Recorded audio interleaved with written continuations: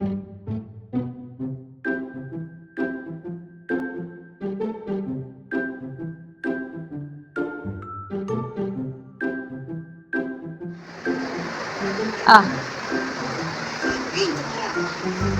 Upper part.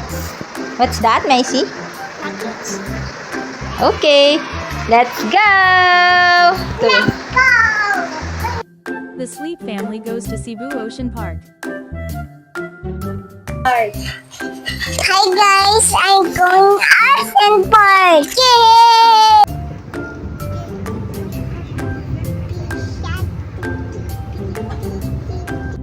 Hi guys, going Ocean Park.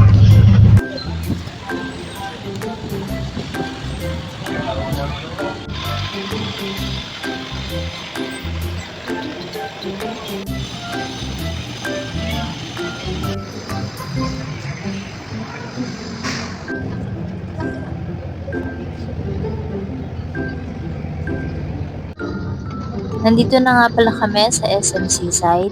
I think 10 to 15 minutes yung travel time from SM Cebu. Pumasok kami sa loob kasi dito kami dadaan papunta sa may Cebu Ocean Park. Dito sa may Mountain Wing exit. Katapat lang kasi niya yung Cebu Ocean Park. So tara, lakad na tayo. Nag-online booking nga lang ako ng ticket namin tatlo para hassle-free. Alam ko may bayad na si Casey kasi above 2 feet siya. Dito nga pala sa entrance may nakalagay din na I love Cebu Ocean Park, parang kagaya lang din sa Manila Ocean Park.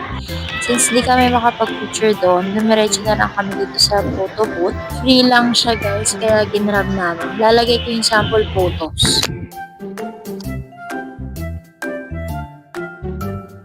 Meron din pala sila ditong map para hindi kayo maligaw. Let's go, Jungle Trek!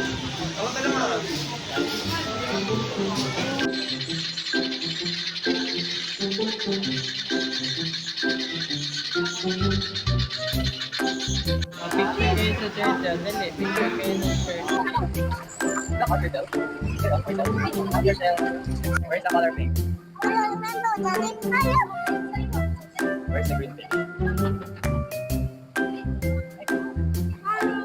Friends kayo sa fish. Friends. Oh. Yay! Friends kayo sa fish. Oh, like mermaid, oh. Like mermaid. Dali, like mermaid, oh.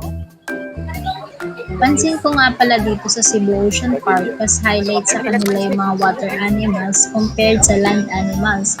Ito, yung mga snakes, parang ang konti lang naka-display. Okay. Hi, Shermy. Oh, the other one, the other one. Next stop natin ay ang lorries. Ito, may mga iba't ibang klase ng ibon. Hi. Did you wash your hands? Wash hands. Oh, hi bird, did you wash your hands? Hi, bird, wash your hands. What color of that bird? Other bird. Hi. Hi guys, Dizzy, hi guys. Hey guys. Take your heart. Smile, don't eat. It's cute. Seven Seas. Dito nga pala yung located sa third floor. Pagpasok namin, pansin ko parang medyo konti lang yung mga isda nila dito. Nandun kasi karamihan sa may oceanarium. Ito kakaiba to, hindi ko alam kung anong pangalan niya. Ayan yung mga clownfish. Wala silang seahorse, di kagaya sa Manila Ocean Park. Ito pala yung sinasabi kong main tank oceanarium nila. Ito yung pinakataas.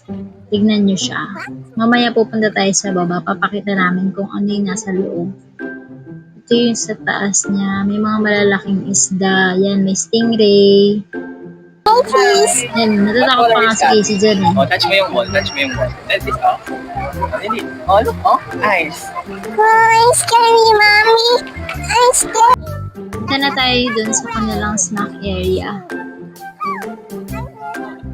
Literal na snack nga lang tinda nila dito kasi mas highlighted yung restaurant nilang Aqua Dining. Kaya bumili lang kami ng hotdog sandwich, tsaka Korean burger, tsaka chocolate drink ni Casey. Hi, mag-snack muna kami. Mommy. My friends. Some we will eat, guys. We will eat. Hey, go Okay, tapos nga pala mag-snack. Mag-share ako. Yan, outfit check. Very nanay.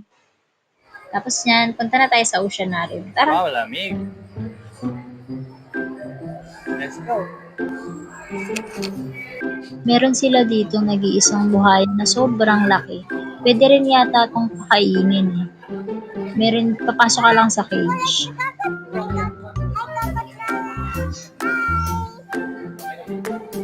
Hindi mo siya na.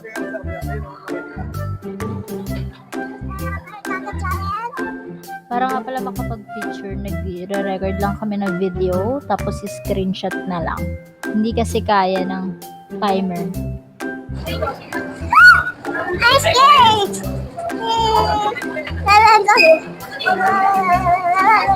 Yes!